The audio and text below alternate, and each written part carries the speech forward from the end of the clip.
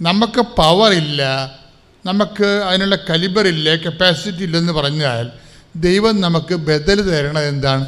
Power of ഗോഡാണ്, empower. മനസ്സിലായോ? ഞാൻ എപ്പോഴും ഇപ്പോൾ IELTS കുഞ്ഞുങ്ങളെ എല്ലാവരെയും വിളിച്ച് നിർത്തിയില്ല ഇവിടെ. MOH, ഹാദ്, പ്രോമട്രി, BTech, PSC എല്ലാ പിള്ളേരെയും ഇവിടെ വിളിച്ച് നിർത്തും. എല്ലാ ദിവസവും വരുന്നവരെയൊക്കെ വിളിച്ച് നിർത്തും. പ്രാർത്ഥിക്കണം, അവർ പ്രാർത്ഥിക്കാൻ വേണ്ടി വരുന്നവരെ. ഞാൻ അവർക്ക് ആദ്യം ഒരു ആശീർവാദം കൊടുക്കും. വെഞ്ചരിച്ചത്, പ്രത്യേകിച്ച് വെഞ്ചരിച്ചത് എന്നുവെച്ചാൽ ഉടമ്പടി പ്രകാരം നിങ്ങൾക്ക് ഞാൻ അവരോട് ചോദിക്കും, മക്കളെ എന്തെനിക്ക് ആശീർവാദം തരണമെന്നറിയാവോ? I am going to set your studies to the prayer. നിങ്ങളുടെ പ്രാർത്ഥനയും നിങ്ങളുടെ പഠനങ്ങളെ ഞാൻ ദൈവവുമായിട്ട് കണക്ട് ചെയ്യുകയാണ്. ഇനി കണക്ട് ചെയ്യുന്ന പ്രിൻസിപ്പിൾ പറഞ്ഞു കൊടുക്കും. When you use this medal you just reset the credo. എന്താണ്? നിങ്ങൾ ഈ മെഡൽ ഉപയോഗിക്കുമ്പോൾ നിങ്ങൾ ആദ്യം എന്ത് ചെയ്യണം? വിശ്വാസപ്രമാണം ചൊല്ലണം. ഞാൻ ഈ ഉടമ്പടി വസ്തുക്കളിൽ ഒത്തിരിയേറെ അനുഭവം, ഇപ്പോൾ ഈ ദിവസങ്ങളിൽ നടന്നൊരു അനുഭവം എന്ന് വെച്ചാൽ ആ ഉടമ്പടി സാക്ഷ്യം. ഇപ്പോൾ മേഴ്സി ദേവസ്യ, അതുപോലെ തന്നെ ഷെറിൻ ആലപ്പുഴ, ഇവരെല്ലാം ഉടമ്പടി ഈ തൈലം ഉദരത്തിൽ തേച്ച് സിസ്റ്റ് മാഞ്ഞുപോയ സാക്ഷ്യം കാണുന്നില്ല. പക്ഷെ ഞാൻ ഈ നേർച്ച വസ്തുക്കളെക്കുറിച്ച് ചുമ്മാ ഇങ്ങനെ ഇപ്പോൾ ഒരു സാക്ഷ്യം വന്നുകൊണ്ട് ഇങ്ങനെ പറയണം, അല്ലാതെ ബേസിക്കായിട്ട് ഞാൻ നേർച്ച വസ്തുക്കളെ ഇങ്ങനെ പൊലിപ്പിച്ചൊരിക്കലും പറയത്തില്ല. എന്താ കാര്യം വെച്ച് കഴിഞ്ഞാൽ, പറയാത്തതിൻ്റെ കാരണം വെച്ച് കഴിഞ്ഞാൽ അതിന് പല കാരണങ്ങളുണ്ട്. ചില സമയത്ത് ആദ്യമായിട്ട് കേൾക്കുന്നവന് ചിലപ്പോൾ അതൊരു പ്രൊമോഷനായിട്ട് തോന്നും. അതുകൊണ്ടാണ് ആൾക്കാർക്ക് ഒതപ്പുണ്ടാകാതിരിക്കാൻ വേണ്ടിയാണ് പക്ഷേ ഞാൻ പറയാച്ചാൽ നിങ്ങൾ ഉടമ്പടി നേർച്ച വസ്തുക്കൾ XOR എന്ത് ഉപയോഗിച്ചാലും ഞാൻ ഉപയോഗിക്കുന്ന വസ്തുക്കളെക്കുറിച്ചല്ല ഞാൻ പറയണത്, ഉപയോഗിക്കേണ്ട രീതികൾ, അതിൻ്റെ അകത്ത് പവർ ആക്ടിവേറ്റ് ചെയ്യേണ്ട രീതികളുണ്ട്, അത് നിങ്ങൾ ശ്രദ്ധിക്കണം. ഇപ്പോൾ ഉടമ്പടിയിലെ ഓരോ വിഷയവും, ഉടമ്പടി തൈലമായാലും ഉടമ്പടി ഉപ്പായാലും, ഇവിടെ പരിശുദ്ധ കുർബാന അർപ്പിച്ചുകൊണ്ട് 12 തരം മനുഷ്യൻ്റെ എല്ലാ വിഷയങ്ങളെയും സാരസംഗ്രഹിച്ചുകൊണ്ടുള്ള 12 പ്രാർത്ഥനകൾ ചൊല്ലിയാണ് ഇത് വെഞ്ചരിക്കണം. ഇത് വെഞ്ചരിക്കുമ്പോൾ പക്ഷേ ഇത് പ്രയോഗിക്കുന്ന ആൾക്കാർ ശ്രദ്ധിക്കണം. എന്താ കാര്യം? എല്ലാ പ്രയോഗവിധികളും ഒറ്റ ഫോർമുല വർക്ക് ചെയ്യണത്. എല്ലാ പ്രയോഗവിധികളും ചുമ്മാ നമുക്ക് ഇടാനൊന്നും പറ്റത്തില്ല. എല്ലാ പ്രയോഗവിധികളും യേശു കർത്താവാണെന്ന് അധരം കൊണ്ട് ഏറ്റു പറയണം. പറഞ്ഞ മനസ്സിലായില്ലേ?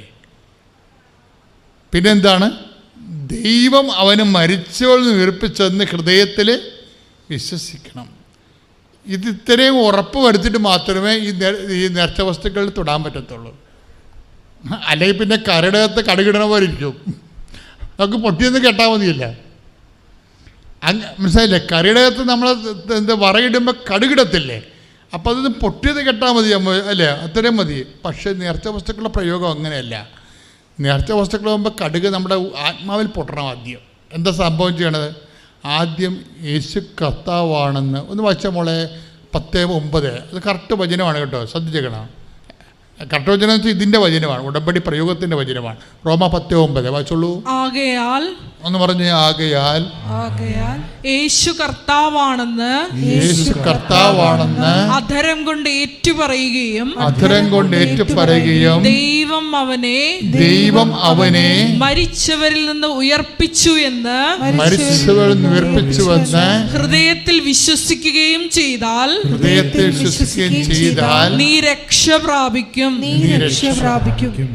അപ്പോഴ് ക്രിസ്ത്യാനിറ്റിയിൽ വരുമ്പോൾ നമ്മൾ ഒരു വ്യക്തി പ്രാപിക്കണത് എന്താണ്? രക്ഷയാണ്. പക്ഷേ രക്ഷ ഒരേ സമയം തന്നെ ഒരു വ്യക്തിയുമാണ്, ഒരു ശക്തിയുമാണ്. മനസ്സിലായ ഐഡിയ? ഇതിൻ്റെ കറക്റ്റ് നിങ്ങൾ കാര്യങ്ങൾ അറിഞ്ഞ് പ്രയോഗിക്കണം. അതായത് നമ്മളെന്താ ചെയ്യണത്? ക്രിസ്ത്യാനിറ്റിയിൽ ദൈവാനുഭവത്തിൻ്റെ അടിസ്ഥാനം എന്താണ്? നമ്മൾ രക്ഷ പ്രാപിക്കുകയാണ്. റോമ 10:9 അനുസരിച്ചുണ്ട്. രക്ഷ എന്ന് പറയുന്നത് എന്താണ്? ഒരേ സമയം തന്നെ വ്യക്തിയാണെന്ന് പറയാൻ കാര്യം എന്താണ്? ലുക്ക 2:30 ഈശോയെ കയ്യിലെടുത്തപ്പോഴല്ലേ സമയം പറയണത്. എന്താ പറയണത്? ലുക്ക 2:30 എന്താ പറയണത്? എല്ലാ മനുഷ്യർക്കും വേണ്ടി ഒരുക്കിയിരിക്കുന്ന, ഒന്ന് പറഞ്ഞേ, എല്ലാ മനുഷ്യർക്കും വേണ്ടി ഒരുക്കിയിരിക്കുന്ന രക്ഷ ഞാൻ എന്റെ കണ്ണുകൊണ്ട് കണ്ടിരിക്കുന്നു. അപ്പൊ ക്രിസ്ത്യൻസിന് വേണ്ടി മാത്രം ഒരുക്കിയിരിക്കുന്ന രക്ഷ എന്നാ പറഞ്ഞിരിക്കുന്നത് അല്ല. അതുകൊണ്ടാണ് ഉടമ്പടിയിൽ എല്ലാ ആൾക്കാരും സാക്ഷ്യം പറയേണ്ട കാര്യം ഇതാണ്. അതായത് റൈറ്റായിട്ട് ആർക്കാണ് ഇത് ആപ്ലിക്കേറ്റ് ചെയ്യാൻ പറ്റണത്? അവൻ്റെ വിഷയം കത്തും. അത് X or Y non Baptist or non Christian ഇതൊന്നും ഇതിൻ്റെ അകത്ത് വർക്ക് ചെയ്യത്തില്ല. ആർക്കാണ് ഇതിൻ്റെ അകത്ത് കൃത്യമായിട്ട് ഫോർമുല കീപ്പ് ചെയ്തു പോകാൻ പറ്റണത്? ഫോർമുല ഇതാണ്. എന്താ പറയണത്? യേശു കർത്താവാണെന്ന് അതരം കൊണ്ടേറ്റ് പറയണം. യേശു കർത്താവാണെന്ന് അതരം കൊണ്ടേറ്റ് പറയണം.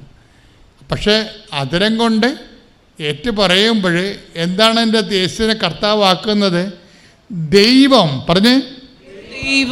അവനെ മരിച്ചവരിൽ നിന്ന് ഉയർപ്പിച്ചുവെന്ന് ഹൃദയത്തിൽ വിശ്വസിക്കണം.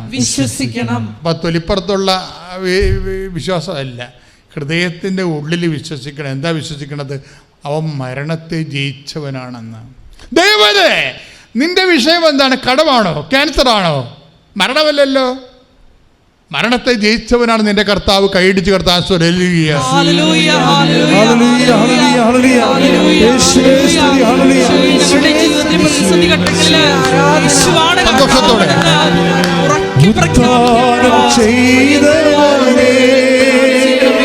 ഞങ്ങൾ ആരാധിക്കുന്നു. മരണത്തെ ജയിച്ചവരെ ഞങ്ങൾ ആരാധിക്കുന്നു. ഉദ്ധാരം ചെയ്തവരെ ഞങ്ങൾ ആരാധിക്കുന്നു. മരണത്തെ ജയിച്ചവരെ ഞങ്ങൾ ആരാധിക്കുന്നു. പരിശുദ്ധ പരമദിവ്യകാരുണ്യത്തിന് ആരാധനയും സ്തുതിയും പുകഴ്ചയും. പരിശുദ്ധ പരമദിവ്യകാരുണ്യത്തിന് ആരാധനയും സ്തുതിയും പുകഴ്ചയും. പരിശുദ്ധ പരമദിവ്യകാരുണ്യത്തിന് ആരാധനയും സ്തുതിയും പുകഴ്ചയും. അച്ഛൻ എന്താ പറഞ്ഞത്? രക്ഷ ഒരു വ്യക്തിയാണെന്ന് മനസ്സിലായില്ലേ? ഇപ്പൊ ശിമയോൻ ഈശോനെ കയ്യിലെടുത്തപ്പോൾ എന്താ പറഞ്ഞത്? എല്ലാ മനുഷ്യർക്കും വേണ്ടി. ലൂക്കാ 2:30 എല്ലാ മനുഷ്യർക്കും വേണ്ടി ഒരുക്കിയിരിക്കുന്ന പറഞ്ഞേ എല്ലാ മനുഷ്യർക്കും വേണ്ടി ഒരുക്കിയിരിക്കുന്ന രക്ഷ ഞാൻ എൻ്റെ കണ്ണുകൊണ്ട് കണ്ടിരിക്കുന്നു. അപ്പൊ രക്ഷ ആരാണ്? ഒരു വ്യക്തിയാണ്. ഇനി ഈ വ്യക്തിയെ നമ്മൾ ഉടമ്പടി പ്രകാരം സ്നേഹിക്കുമ്പോൾ, മനസ്സിലായില്ലേ? വ്യക്തിയെ നമ്മൾ എന്താ ചെയ്യണത്? ഉടമ്പടി പ്രകാരം നമ്മൾ എന്താ ചെയ്യണത്? അതാണ്. അത് യോഹന്നാൻ 14:23 പിന്നെ വരണത്. എന്താണ്? നിങ്ങൾ എന്നെ സ്നേഹിക്കുകയും. ഈ വ്യക്തിയെ നമ്മൾ സ്നേഹിക്കണം. മനസ്സിലായില്ലേ? അതാ, നിങ്ങൾ എന്നെ സ്നേഹിക്കുകയും എൻ്റെ വാക്ക് നിങ്ങൾ പാലിക്കുകയും ചെയ്താൽ, നിങ്ങൾ ഉടമ്പടി ചെയ്താൽ, അവൻ പറയുന്ന പോലെ ചെയ്താൽ എന്താണ്? എൻ്റെ പിതാവ് നിങ്ങളെ സ്നേഹിക്കുകയും ഞങ്ങൾ വന്ന് നിങ്ങളിൽ വാസമർപ്പിക്കുകയും ചെയ്യും. അപ്പോൾ രക്ഷ നമ്മളിലേക്ക് അപ്ലോഡ് ചെയ്യുന്ന രീതി കണ്ടില്ലേ? ആ പ്രോസസ്സിങ് കണ്ടില്ലേ? എന്താ ചെയ്യണത്? അതുകൊണ്ട് തന്നെ എൻ്റെ മക്കൾ ഉടമ്പടി പ്രകാരം എന്തെങ്കിലും ചെയ്യണമെങ്കിലേ, നിങ്ങൾ വസ്ത്രമില്ലാത്തവർക്ക് വസ്ത്രം കൊടുത്താലും, നിങ്ങൾക്ക് ഇപ്പോൾ ചിലവെന്ന് പറഞ്ഞാൽ എനിക്ക് എൻ്റെ ഇംഗ്ലീഷ് ബാക്കാണെന്ന് അവൾ പറഞ്ഞില്ലേ? എത്രയോ പേര് നമ്മൾ പറയും എനിക്ക് ഒരു കമ്പനി സ്റ്റഡി തരുവാന്ന് ചോദിക്കത്തില്ലേ? അപ്പോൾ എനിക്കില്ലേ, ഞാൻ എൻ്റെ പരീക്ഷയ്ക്ക് ഒരുങ്ങിയിരിക്കണം, നിങ്ങൾക്ക് വേണേൽ അവോയ്ഡ് ചെയ്യാം. നിങ്ങൾ പഠിക്കാൻ പറ്റാത്തവരെ പഠിപ്പിക്കണം. മനസ്സിലായില്ലേ? അത് ശവം അടക്കണത് എന്തുകൊണ്ടാണ് നമ്മൾ മണ്ണിടണത്? നമ്മൾ ശവം അടക്കാൻ നേരത്ത് നമ്മൾ ഒരു പിടി മണ്ണ് വാരിയിടത്തില്ലേ കുഴിയിലേട്ട്? അതെന്തിനങ്ങനെ ഇടണത്? അതായത് മരിച്ചവരെ അടക്കുക എന്നുള്ളതൊരു പുണ്യമാണ്. പഴയ നിയമത്തിലുള്ള പുണ്യമാണ്, പഴയ പുണ്യമാണത്. അല്ല നിങ്ങൾ ബന്ധം പിരിക്കണത് ആന കൂനെന്നൊക്കെ പറഞ്ഞാൽ ചുമ്മാ നാട്ടു വർത്താനമാണ്. അതൊന്നും ഇതുമായിട്ട് ബന്ധമില്ല. ഇതിൻ്റെ ബിബ്ലിക്കൽ ബാക്ക്ഗ്രൗണ്ട് എന്ന് പറഞ്ഞാൽ തോബിയാസിൻ്റെ പുസ്തകമാണ്. മരിച്ചവരെ അടക്കണത് ഒരു പ്രതികൂലമായ സാഹചര്യമായിരുന്ന കാലത്ത് പോലും തോബിയാസ് മരിച്ചവരെ അടക്കിയിട്ട് വന്നിട്ടാണ് ഭക്ഷണം കഴിച്ചത്. അപ്പം അടക്കുക എന്നുള്ളത് നമ്മളുടെ ഒരു മൗലികമായ ഭരണഘടന മൗലിക അവകാശം തന്നെ പോലെ നമ്മുടെ ജന്മത്തിൽ ദൈവം തന്നൊരു അവകാശം, ഇത് കടമയാണ്. എന്താണ്? മരിച്ചവരെ അടക്കുക. അതുകൊണ്ട് അടക്കത്തിനൊക്കെ പോണതിൻ്റെ കാരണം അതാണ്. അപ്പോൾ എന്ത് സംഭവിച്ചു കഴിഞ്ഞാൽ അങ്ങനെ ചെയ്യുമ്പോൾ അതൊരു ദൈവം ഏൽപ്പിച്ച മൗലികമായ ഒരു ഉത്തരവാദിത്വം നമ്മൾ നിർവഹിക്കുകയാണ് ചെയ്യണത്. ഈ മൗലിക ഉത്തരവാദിത്വം തന്നെയാണ് ഞാൻ നഗ്നനായിരുന്നു, നിങ്ങളെന്നെ ഉടുപ്പിച്ചു. ക്ലിയർ അല്ലേ? ഞാൻ രോഗിയായിരുന്നു, നിങ്ങളെന്നെ സന്ദർശിച്ചു. മൗലിക ഉത്തരവാദിത്വമാണ്.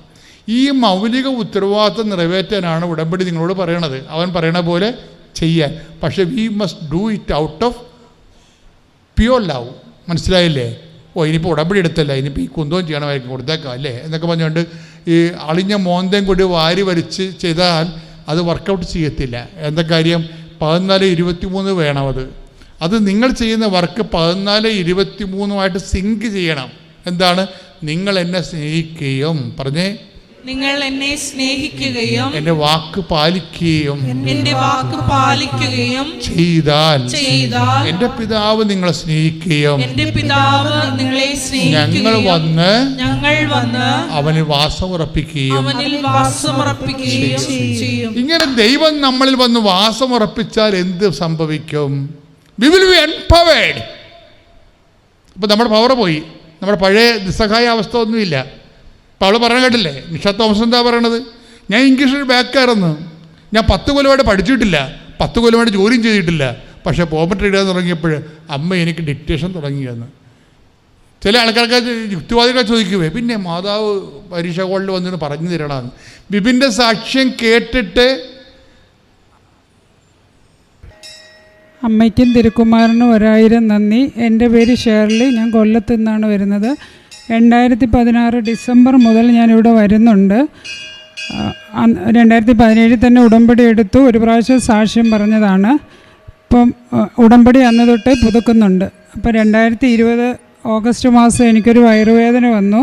അങ്ങനെ ഞാൻ ഹോസ്പിറ്റലിൽ പോയി കണ്ടപ്പോൾ അപ്പൻഡിസൈറ്റിസ് ആണ്, 8 mm മുകളിലായതുകൊണ്ട് എമർജൻസി ആയിട്ട് ഓപ്പറേഷൻ ചെയ്യണമെന്ന് പറഞ്ഞു. ഓപ്പറേഷൻ പേടിയായതുകൊണ്ട് ഞാൻ ഉടമ്പടിയിൽ വിശ്വസിച്ചു. അമ്മയുടെ തൈലം പുരട്ടി ഞാൻ പ്രാർത്ഥിച്ചു. അങ്ങനെ പിന്നീട് കുഴപ്പമൊന്നും ഉണ്ടായില്ല. 3 മാസം കഴിഞ്ഞപ്പോൾ വീണ്ടും വയറുവേദന വന്നു. ഞാൻ വീണ്ടും പോയി സ്കാൻ ചെയ്ത് നോക്കിയപ്പോൾ അപ്പൻഡിസൈറ്റിസ് കാണാനില്ല, പകരം ലിവർ സിറോസിസിൻ്റെ ഫസ്റ്റ് സ്റ്റേജാണെന്ന് പറഞ്ഞു. അപ്പോൾ വീണ്ടും ഞാൻ ഉടമ്പടി തൈലവും ഉടമ്പടി വസ്തുക്കളും ഉപയോഗിച്ചു. അന്നിവിടെ വരാൻ പറ്റത്തില്ലായിരുന്നു, എങ്കിലും ഞാൻ നവംബർ മാസത്തിൽ ഇവിടെ വന്നു. ഓൺലൈനിലൂടെ പ്രാർത്ഥിക്കുന്നുണ്ടായിരുന്നു. പിന്നീട് കഴിഞ്ഞ 2021 ഏപ്രിൽ 19 ഞാനിവിടെ വന്നു ഉടമ്പടി പുതുക്കി. ബഹുമാനപ്പെട്ട അച്ഛനെ കാണാൻ അവസരം കിട്ടി. അച്ഛനോട് ഞാൻ ലിവറെന്ന് പറഞ്ഞതേ ഉള്ളൂ. അപ്പോൾ തന്നെ അച്ഛൻ എന്നോട് എവിടെയാണെന്ന് വെച്ചാൽ കൈ വയ്ക്കാൻ പറഞ്ഞു. ഞാൻ കൈവച്ചു. അച്ഛൻ എൻ്റെ കയ്യിൽ തൊട്ട് അച്ഛൻ ശക്തമായിട്ട് പ്രാർത്ഥിച്ചു. അതിനുശേഷം പിന്നീട് ലിവർ ടെസ്റ്റുകളൊക്കെ ചെയ്ത് നോക്കിയപ്പോൾ എല്ലാം നോർമലായിട്ട് കണ്ടു. പിന്നീട് ഇപ്പം ഞാൻ ഏതാണ്ട് 10 മാസത്തോളമായി മരുന്നുകളൊന്നും ഉപയോഗിക്കുന്നില്ല. ഈ ലിവറിൻ്റെ പ്രശ്നം മൂലം ദേഹം മുഴുക്ക ചൊറിഞ്ഞ അലർജി ആയിരുന്നു. ആ അലർജിയും തൈലം പുരട്ടി, ഓയിൻമെൻറ്റിനേക്കാൾ കൂടുതൽ ഓയിൻമെൻറ്റ് ഞാൻ ഉപയോഗിച്ചിട്ടേ ഇല്ല, തൈലമാണ് ഉപയോഗിച്ചിട്ടുള്ളത്. തൈലം ഉപയോഗിച്ച് എൻ്റെ എല്ലാ അലർജി രോഗങ്ങളും അമ്മ മാതാവ് മാറ്റിത്തന്നു. അമ്മയ്ക്കും ഈശോയ്ക്കും 1000 നന്ദി പറയുന്നു.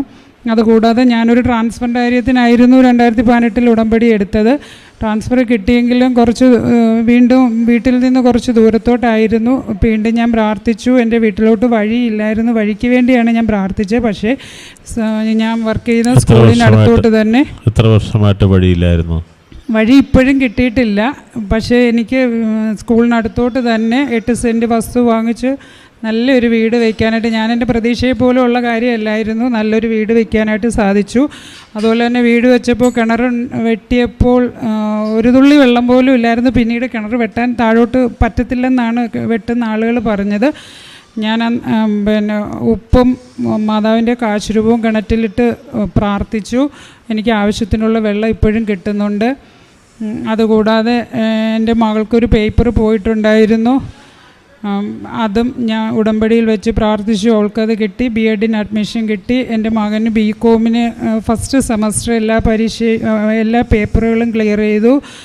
കൂടാതെ എൻ്റെ ഒരു ഫ്രണ്ടിന് ബ്ലഡിൽ കൗണ്ട് കുറയുന്ന ഒരു രോഗം വന്നു. അവളെ എമർജൻസി ആയിട്ട് അമൃത ഹോസ്പിറ്റലിൽ ICUവിൽ അഡ്മിറ്റ് ചെയ്തു. വളരെ കോംപ്ലിക്കേഷൻ ആയിരുന്നു. ഞാനപ്പോൾ തന്നെ ഓൺലൈനിൽ പ്രാർത്ഥിച്ചു, ലൈറ്റ് ക്യാൻഡിൽ പ്രയർ റിക്വസ്റ്റ് ഇട്ട് പ്രാർത്ഥിച്ചു. ഡോക്ടർമാർക്ക് പോലും അതിശയമാണ്. പെട്ടെന്ന് തന്നെ അവൾക്ക് അസുഖം കുറഞ്ഞു കിട്ടി. സ്റ്റിറോയിഡാണ് കഴിക്കുന്നത്. സ്റ്റിറോയിഡിൻ്റെ അളവൊക്കെ വളരെ കുറയ്ക്കാനായിട്ട് സാധിച്ചു. അവളിവിടെ വന്ന് ഓൺലൈൻ ഉടമ്പടി എടുത്ത് ഇവിടെ എല്ലാ മാസവും വന്ന് പ്രാർത്ഥിക്കുന്നുണ്ട്. അപ്പോൾ ഇത്രയും അനുഗ്രഹങ്ങൾ ചെയ്തതെന്ന് അമ്മയ്ക്കും എൻ്റെ പേര് ലിസി ജോൺ. ഞാൻ ഇടുക്കി ജില്ല ഉപ്പേറ എന്ന പ്രദേശത്തു നിന്ന് വരുന്നു. ഞാൻ 2019 ഫെബ്രുവരിയിലാണ് ആദ്യമായിട്ട് ഉടമ്പടി എടുത്തത്. ഞാൻ 6 കാര്യങ്ങൾ നിയോഗത്തിൽ വെച്ചിരുന്നു. എനിക്ക് 3 കാര്യങ്ങളും ഒത്തിരിയും കാര്യങ്ങൾ ഒത്തിരിയും കാര്യങ്ങൾ എനിക്ക് മാതാവും ഈശോയും സാധിച്ചു തന്നിട്ടുണ്ട്. ഇനി എനിക്ക് ആദ്യമായി പറയാനുള്ളത്, എൻ്റെ ഭർത്താവിൻ്റെ തഴക്ക് ദോഷങ്ങളെല്ലാം മാതാവ് മാറ്റിത്തന്നു. 46 വർഷമായിട്ട് എൻ്റെ ഭർത്താവിൻ്റെ തഴക്ക് ദോഷങ്ങളെല്ലാം മാറ്റിത്തന്നു. പിന്നെ എൻ്റെ മോന് ഖത്തറിലായിരുന്നു ജോലി. അവൻ 1 വർഷം കൊണ്ട് ആഗ്രഹിക്കുന്നതായിരുന്നു UK പോകാൻ. എൻ്റെ മോൾ അവിടെ പോയി പരീക്ഷ എഴുതി. മമ്മി വളരെ പാടാണ്, തോറ്റു തോന്നുന്നത്. ഞാൻ പറഞ്ഞു, വിശ്വാസപ്രമാണം എത്രയും നീളം മാതാവേയും ചൊല്ലി മോള് പോയി പരീക്ഷ എഴുതിക്കോ, തീർച്ചയായിട്ടും ജയിക്കുമെന്ന് ഞാനൊരു 1000 വട്ടം പറഞ്ഞു. ഞാൻ പ്രാർത്ഥിച്ചു. ഉടമ്പടി പ്രാർത്ഥന ഞാൻ മുടങ്ങാതെ ചൊല്ലുന്നുണ്ട്. മോള് പരീക്ഷ ജയിച്ചു. പിന്നെ വീട് വേണമെന്ന് പറഞ്ഞു. അവിടെ വീടും കിട്ടി. മോനും പിള്ളേരും കൂടെ ഫെബ്രുവരിയിൽ അവർ UK പോയി. അതുപോലെ എൻ്റെ അമ്മയ്ക്ക് നെഞ്ചിലൊരു മുഴയുണ്ടായിരുന്നു.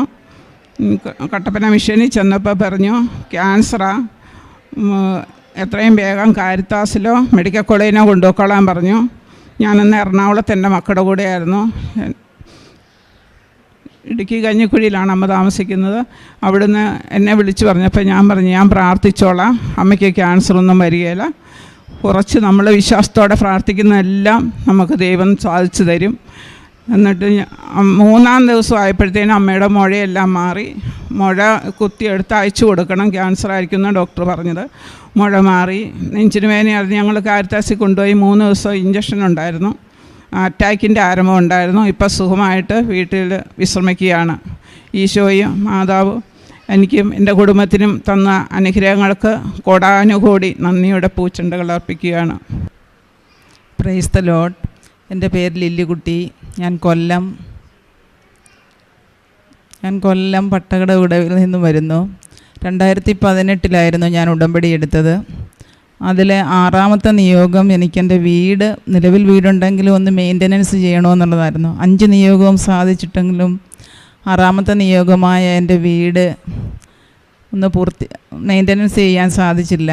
2020 ഡിസംബർ മാസം ഞാനിവിടെ വന്ന് പരിശുദ്ധ അമ്മയുടെ മുമ്പിൽ വന്ന് അവിടെ നിന്ന് 4 ചെറിയ മെറ്റിലും മാതാവിൻ്റെ ഈ തെക്കുവശത്തുള്ള ലേശം മണ്ണും ഞാനെടുത്ത് എൻ്റെ വീടിൻ്റെ 4 വശവും 4 അതിരിലും ആ മണ്ണ് ഞാൻ ഇടുകയും 4 കല്ല് വയ്ക്കുകയും ചെയ്തു.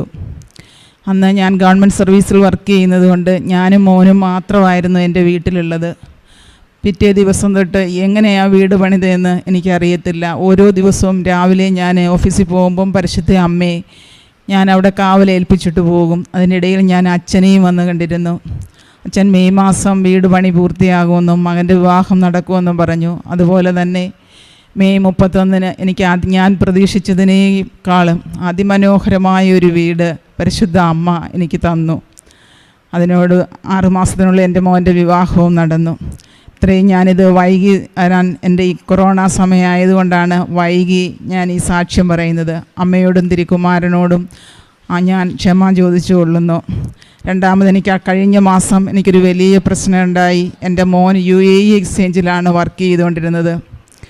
അവൻ പെട്ടെന്ന് ഒരുമാതിരി ടെൻഷൻ അടിച്ചിട്ട് വിവാഹം കഴിഞ്ഞതേയുള്ള 1 വർഷമാകാൻ പോകുന്നതേയുള്ളൂ. എന്നാലും ഭയങ്കര ടെൻഷനായി ഡിപ്രഷനായി. ഒരു ദിവസം ഞാനിങ്ങനെ ഒന്ന് കിടന്ന സമയത്ത് എൻ്റെ അടുത്ത് വന്ന് പറഞ്ഞു, അമ്മ എനിക്ക് ഒരു തരത്തിലും പറ്റുന്നില്ല, എനിക്ക് എന്താണെന്ന് അറിയത്തില്ല, എനിക്ക് രാത്രി ഉറക്കമില്ല, എനിക്ക് കൃപാസനത്തിലൊന്ന് പോകണമെന്ന്. അപ്പം 2 മണി കഴിഞ്ഞു. ഞാനിവിടെ പ്രാർത്ഥനാ സഹായത്തിന് വിളിച്ചപ്പം ഒരു സിസ്റ്റർ പറഞ്ഞു, എന്തായാലും ഉടമ്പടി എടുത്ത ആളല്ലേ, ആ കുഞ്ഞിന് ആഗ്രഹം ഉണ്ടെങ്കിൽ എത്രയും പെട്ടെന്ന് ഇവിടെ കൊണ്ടുപോകാം. ഒരു ചൊവ്വാഴ്ചയായിരുന്നു പറഞ്ഞത്. പക്ഷേങ്കിൽ ഞാൻ ചോദിച്ചു, ഇപ്പോൾ 2 മണിയാ കഴിഞ്ഞ സിസ്റ്ററെ, അപ്പോൾ എനിക്ക് വരാൻ എന്തായാലും 2.5 മണിക്കൂർ വേണം, അപ്പം എനിക്ക് വന്നാലേ പറ്റുമോ എന്ന് ചോദിച്ചപ്പോൾ പറഞ്ഞു 4 മണിയാകുമ്പോൾ ഇവിടെ എല്ലാം ക്ലോസ് ആകുമെന്ന്. ഞാൻ പിറ്റേ ദിവസം എൻ്റെ മോനുമായിട്ട് ഇവിടെ വന്ന്, അവന് രാത്രി തീരെ ഉറക്കമില്ലാത്ത സ്റ്റേജിൽ അവൻ്റെ ഭാര്യയെയും അവനെയും കൊണ്ട് ഞാനിവിടെ വന്ന് ഞാൻ ഓഫീസിൽ വിവരം പറഞ്ഞു. അന്ന് ഈ കൊറോണ സമയമായിട്ട് അച്ഛൻ ആരെയും കാണുന്ന സമയമല്ലായിരുന്നു. കഴിഞ്ഞ 14-ാം തീയതിയായി നടന്നത്. ഞാൻ ഈ പരിശുദ്ധ അമ്മയുടെ മുമ്പിൽ വന്ന് അവിടെ നിന്ന് ആ എണ്ണ ഒരു ലേശം എടുത്ത് നെറ്റിയിൽ പുരട്ടി എൻ്റെ മോനും വിശ്വാസ പ്രമാണം ചൊല്ലി കൊടുത്തിട്ട് ഞാൻ പോരുന്നു. കാര്യം അവൻ വിശദമായി എന്നോട് പറഞ്ഞിരുന്നില്ല. UAE എക്സ്ചേഞ്ച് വഴി ഒരു പെൺകുട്ടി ലണ്ടനിൽ പോകുന്നതിന് വേണ്ടി വിസയ്ക്ക് വേണ്ടി ആപ്ലിക്കേഷൻ പൈസ അടച്ചതായിരുന്നു. അതിൻ്റെ പിറ്റേ ദിവസം തന്നെ ഓഫീസിൽ പൈസ, ലണ്ടനിൽ യൂണിവേഴ്സിറ്റിയിൽ പൈസ ലഭിക്കുകയും, എന്നാൽ അവരൊരു പ്രത്യേക ലിങ്ക് അവർക്കുണ്ടായിരുന്നു, അതുവഴി അയക്കണമെന്ന് അപ്പോഴാണ് പറയുന്നത്. അതുവഴി അയക്കാത്തതിനാൽ ഈ പെൺകുട്ടിക്ക് ലണ്ടനിൽ പോകാൻ പറ്റത്തില്ല. പക്ഷേ ഈ പെൺകുട്ടി ഓഫീസ്പരമായിട്ടല്ല വിളിച്ചിരുന്നേരാ, അതും ടെൻഷൻ അടിച്ച് കാണും. രാത്രിയാവുമ്പോൾ എൻ്റെ മോനെ വിളിക്കും. 10 മണിക്ക് ശേഷം വിളിച്ചും ഒരുമാതിരി വേദനിപ്പിച്ചപ്പം അവൻ ആകെ ഡിപ്രഷനായിപ്പോയി. ആ വിവരം ഈ ഓഫീസിൽ പ്രശ്നമുണ്ടെന്ന് പറഞ്ഞെങ്കിലും ഇത്ര വിശദമായി എന്നോട് പറഞ്ഞിരുന്നില്ല. അന്ന് ഇവിടെ രാവിലെ കൃപാസനത്തിൽ വന്നപ്പോഴാണ് എന്നോട് വ്യക്തമായി പറയുന്നത്. ഞാൻ പരിശുദ്ധ അമ്മയോട് പറഞ്ഞു, നീ സഞ്ചാരി മാതാവാണെങ്കിൽ നീ ലണ്ടനിൽ ആ യൂണിവേഴ്സിറ്റിയിൽ പോയി നീ ആ പൈസ വാങ്ങി ഈ പെങ്കൊച്ചിന് കൊടുക്കണം. ആ പെങ്കൊച്ചിൻ്റെ അവസ്ഥയും നമുക്കറിയാം. പക്ഷേ നിരപരാധിയായ എൻ്റെ മോനെ ഒരു മാനസിക രോഗിയെപ്പോലെ ഒരു മഹാ അസ്വസ്ഥമായ ഒരു അന്തരീക്ഷത്തിൽ കഴിയുന്ന കണ്ട് ആകെ അങ്ങ് ഭക്ഷണം കഴിക്കുന്നില്ല, കൊണ്ടുപോകുന്ന ചോറ് തിരിച്ച് വീട്ടിൽ കൊണ്ടുവരുന്നു. ഞാൻ പരിശുദ്ധ അമ്മയോട് പറഞ്ഞു, സഞ്ചാരി മാതാവായി നീ അവിടെ ചെന്ന് ഇതെനിക്ക് സാധിച്ചു തരണമെന്ന് പറഞ്ഞു. പൈസ ആർക്കും ആ കാലയളവിൽ അടച്ച പൈസ തിരിച്ചു കിട്ടത്തില്ല. പരിശുദ്ധ അമ്മ സഞ്ചാരി മാതാവായി തന്നെ ആ ലണ്ടൻ യൂണിവേഴ്സിറ്റിയിൽ പോയി 2 പ്രാവശ്യമായി ആ പൈസ തിരികെ തന്നു. അതിന് ഞാൻ ഒത്തിരി എൻ്റെ കുടുംബത്തിൻ്റെ പേരിലും ഞാൻ നന്ദി പരിശുദ്ധ അമ്മയ്ക്കും തിരുക്കുമാരനും പറഞ്ഞുകൊള്ളുന്നു. കൃപാസനത്തിൽ വന്ന് യാചിക്കുന്ന ഒരു മക്കളെയും വെറുതെ വിടുകയില്ല എന്നെല്ലാവരും പറയുന്നത് പോലെ ഞാനും ഉറപ്പിച്ചു പറയുന്നു. ഇത്രയും കാലമായാലും എനിക്ക് എന്തെങ്കിലും ഒരു വേദന വന്നാലേ ഞാൻ ബസ്സോ അസൗകര്യമോ ബന്ധമോ ഒന്നും ഓർക്കത്തില്ല. എനിക്ക് പരിശുദ്ധ അമ്മയുടെ മുമ്പിൽ ഇവിടെ വന്നിരിക്കണം. ഇനിയും ഞാൻ എൻ്റെ കഴിഞ്ഞാലും ശരി എൻ്റെ ജീവനുള്ള സമയം മുഴുവനും ഞാൻ ഇവിടെ വരും എന്ന് ഞാൻ ഉറപ്പായി വാഗ്ദാനം ചെയ്യുന്നു. ഇടുക്കി രാജകുമാരി എന്ന സ്ഥലത്ത് നിന്ന് വരുന്നു. എൻ്റെ പേര് ഷേർലി തങ്കച്ചൻ. ഞാൻ ഇടുക്കി രാജകുമാരി എന്ന സ്ഥലത്ത് നിന്ന് വരുന്നു. ഞാൻ 6 നിയോഗങ്ങളാണ് ഇവിടെ വെച്ചത്. അതിൽ 4ഉം എൻ്റെ അമ്മ മാതാവും തിരുക്കുമാരനും എനിക്ക് സാധിച്ചു തന്നിരിക്കുന്നു. എനിക്ക് ആദ്യം തന്നത് ഞാൻ ഉടമ്പടിയിൽ വെക്കാത്തൊരു അനുഭവം തന്നെയാണ്. എൻ്റെ ഭർത്താവിൻ്റെ കൈകൾ ഒരു ഓപ്പറേഷൻ നടത്തുകയും അത് അദ്ദേഹത്തിന് ഉയർത്തുകയോ പഴയ പോലെ പണികളൊന്നും ചെയ്യാൻ സാധിക്കുകയോ ആയിരുന്നില്ല. അങ്ങനെ ഇവിടെ വന്ന് കാല് കുത്തിയപ്പോൾ ഞങ്ങൾക്കിവിടെ വന്ന സമയത്ത് ഭയങ്കര കൊറോണ സമയമായിരുന്നതുകൊണ്ട് എനിക്ക് മാത്രമേ ഈ പള്ളിയകത്ത് കയറാൻ പോലും സാധിച്ചുള്ളൂ. അദ്ദേഹം പുറത്ത് നിന്നതേ ഉള്ളൂ. ആ പുറത്ത് നിന്ന അദ്ദേഹത്തെയാണ് മാതാവ് ആദ്യം അനുഗ്രഹിച്ചു വിട്ടത്. ഞങ്ങളിവിടുന്ന് വീട്ടിൽ ചെല്ലുമ്പോൾ അദ്ദേഹത്തിന് ആ കൈകൾ ഉയർത്താനും പഴയ പോലെ എല്ലാ പണികളും ചെയ്യാനായിട്ടുള്ള അനുഗ്രഹം അമ്മ മാതാവ് തന്നു. പിന്നെ ഞങ്ങൾ 50 വർഷമായിട്ട് ഒരു പഴയ തറവാട്ട് വീട്ടിലാണ് താമസിച്ചുകൊണ്ടിരുന്നത്. ഒരു ഭവനം എന്നുള്ളത് ഞങ്ങളുടെ വലിയ സ്വപ്നമായിരുന്നു. പക്ഷേ കുട്ടികളുടെ പഠിത്തവും എല്ലാം കാരണം ഞങ്ങൾക്കൊരു ഭവനം പണിയാനായിട്ട് സാധിച്ചിരുന്നില്ല. അങ്ങനെ ഇരിക്കുമ്പോഴാണ് ഞങ്ങൾ ഒരു ഭവനം പണിയാൻ ആഗ്രഹിക്കുകയും അത് പാതി വഴിയിൽ വെച്ച് നിർത്തുകയും ചെയ്യേണ്ടി വന്നു. അങ്ങനെയാണ് കൃപാസനത്തെക്കുറിച്ച് അറിയുകയും ഇവിടെ വന്ന് ഉടമ്പടി എടുക്കുകയും ചെയ്തതിൻ്റെ ഫലമായിട്ട് 2 മാസം കഴിഞ്ഞപ്പോഴത്തേക്കും ഞങ്ങൾക്ക് ആ ഭവനം വീണ്ടും പുനരാരംഭിക്കാനായിട്ട് മാതാവ് സാധിച്ചു തന്നു. പിന്നീട് ഞങ്ങൾക്ക് തിരിഞ്ഞു നോക്കേണ്ടി വന്നിട്ടില്ല. കൃത്യം 9 മാസം കൊണ്ട് ഇപ്പോൾ ആ ഭവനം പണി മനോഹരമായ 2 നില പണിയാനായിട്ട് അമ്മ ഞങ്ങളെ അനുഗ്രഹിച്ചിരിക്കുന്നു. ആ ഭവനം അടുത്ത മാസം 12-ാം തീയതി ഞങ്ങൾ പാല് കാച്ചി കയറി കൂടാനായിട്ട് ആഗ്രഹിക്കുകയാണ്. അതുപോലെ തന്നെ എനിക്ക് പിന്നെ 15 വർഷമായിട്ട് എൻ്റെ കാലിൽ ഭയങ്കരമായിട്ട് അലർജി ഉണ്ടാകുമായിരുന്നു. ഭയങ്കര ചൊറിച്ചിൽ, അത് പൊട്ടി ഇങ്ങനെ വെള്ളം ഒഴുകിക്കൊണ്ടിരിക്കും. ചെരുപ്പിടുന്ന ഭാഗത്ത് ഭയങ്കര ബുദ്ധിമുട്ടായിരുന്നു. ഞങ്ങൾ ഏതെല്ലാം ആശുപത്രിയിൽ കൂടി ഹോസ്പിറ്റലിലെല്ലാം എത്ര ഡോക്ടർമാരെ കണ്ടു എന്ന് പോലും എനിക്കറിയില്ല. ലാസ്റ്റ് ഞാനൊരു സ്കിന്നിൻ്റെ സ്പെഷ്യലിസ്റ്റിനെ കാണുകയും ആ ഡോക്ടറിന് എനിക്ക് കുറേ മരുന്നുകൾ തന്നപ്പോൾ 1 വർഷത്തേക്ക് വീണ്ടും അത് ഉണ്ടാകാതിരിക്കുകയും ചെയ്തു. 1 വർഷം കഴിഞ്ഞപ്പോൾ വീണ്ടും പഴയതുപോലെ തന്നെ ആവർത്തിച്ചു. അപ്പോൾ ഞാൻ പിന്നെയും ആ ഡോക്ടറെ പോയി കണ്ടപ്പോൾ അവർ പറയുകയുണ്ടായി, ഇനി ഇതിന് മരുന്നില്ല, ഞാൻ തരാവുന്നതൊക്കെ തന്നു, ഇനി നിങ്ങളൊരു കാര്യം ചെയ്യൂ, ഇങ്ങ് വരണ്ട എന്ന രീതിയിലാണ് ആ ഡോക്ടറിനോട് സംസാരിച്ചത്. അങ്ങനെ ഇരിക്കുമ്പോഴാണ് ബ്ലഡ് പരിശോധിച്ചിട്ട് നിങ്ങൾക്കുണ്ടാകുന്ന അലർജിയെക്കുറിച്ചുള്ള വിവരങ്ങൾ പറയുമെന്ന്